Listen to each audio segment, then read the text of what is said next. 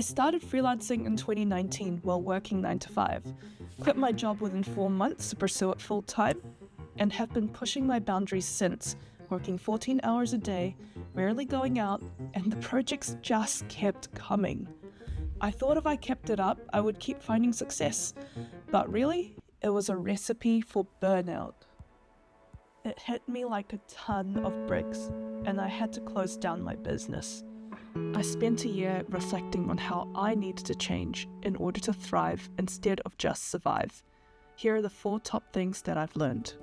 Number 1, play the infinite game. Here's what I mean. There's 2 types of games that you can play in life: the finite game or the infinite game. Finite games have specific endings and clear outcomes, so you either win or you lose, succeed or fail.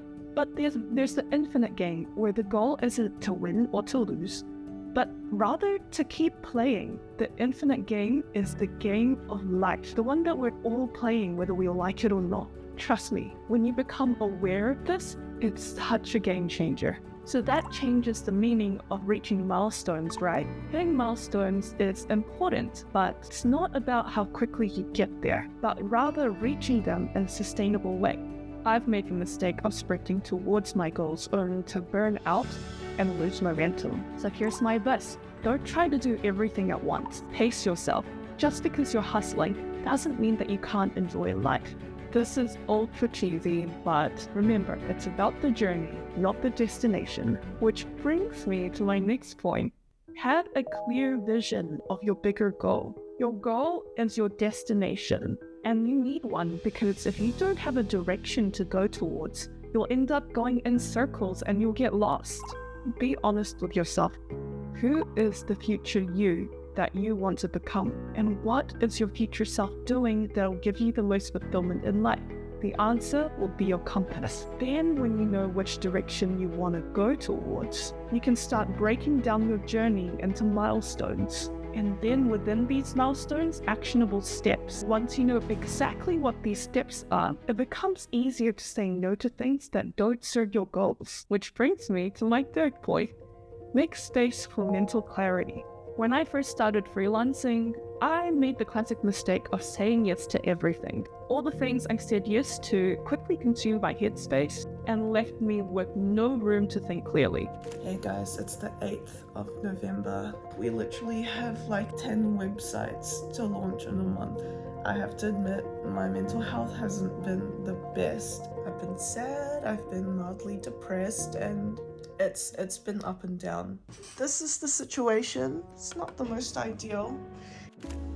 Without a mental clarity, I ended up making costly mistakes, when in reality, if I had more space to think, I would have seen the red flags. Here's some ways you can make room for mental clarity. When it comes to clients, be selective. Only take on projects that you know you can realistically handle. And at all costs, avoid the temptation to overpromise. Also, set expectations early. Take that time to educate clients on your workflow so you can establish boundaries and prevent misunderstandings. Also, use written agreements. Make sure that the clients understand the scope of what you're offering, as well as the time commitments to avoid overstepping. When it comes to everything else, avoid distractions. Don't let successes you see on social media distract you. Focus on pacing yourself and building those strong foundations. Also, limit your social events. Spending time with friends is important, but be mindful of how long you hang out with them. If you have a project that you need to do,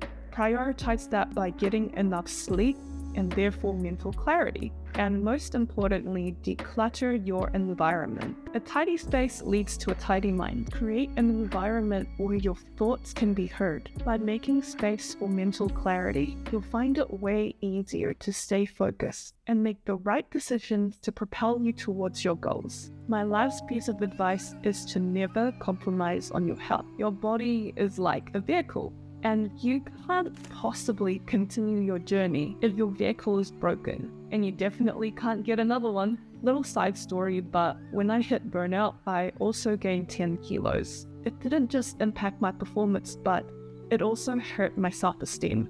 Taking care of your body is paramount, and it all comes down to the basic principles. Prioritize sleep, Make sure that you get at least 8 to 10 hours sleep per night. Good sleep gives you mental clarity and also regulate all the functions in your body. Without it, you're running empty, and that's a recipe for disaster. Number 2, eat well. Don't feed your body junk just because you're busy. Also, make time to exercise. Start slow, and over time you'll grow to love exercise. This is the only body you'll have, so make sure you take care of it.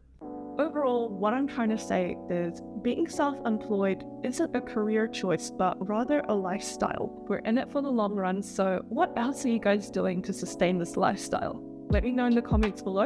As always, thank you so much for watching. I hope you find these tips insightful. If you did, please give this video a thumbs up, share it with anyone who might benefit, and don't forget to subscribe for more insights about freelancing and solopreneurship. See you next time. Bye!